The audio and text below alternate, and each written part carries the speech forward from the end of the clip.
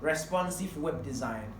This part is really interesting. The way it considers different interface and different touch points that your product is going to get to. Example is your mobile, your web, your iPad, your Apple Watch, your digital device, or wherever, screens, and all these platforms where your interface is going to be used.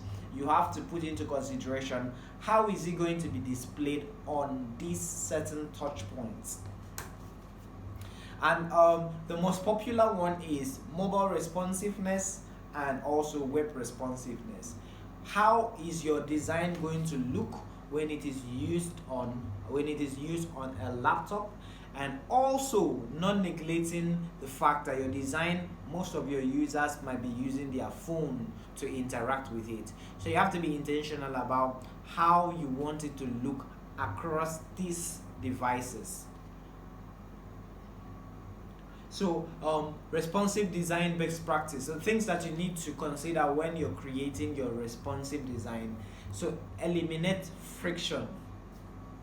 If you look at this other example is optimized for users or for mobile, while this other example, although it looks great, but it's not optimized for mobile because it looks like a web interface. Look at how it looks. It has a flow on this other side that you could probably guess that this is there's an element missing on this other side that needed to be included in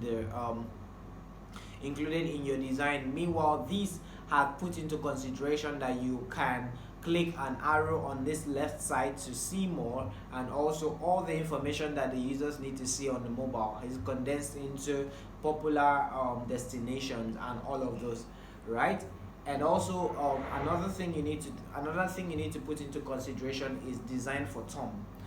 Considering the device your user is going to use to interact with your platform, most of the time your user might not get to the very top of their mobile device or device with their thumb. So you have to put into consideration how the users interact with it.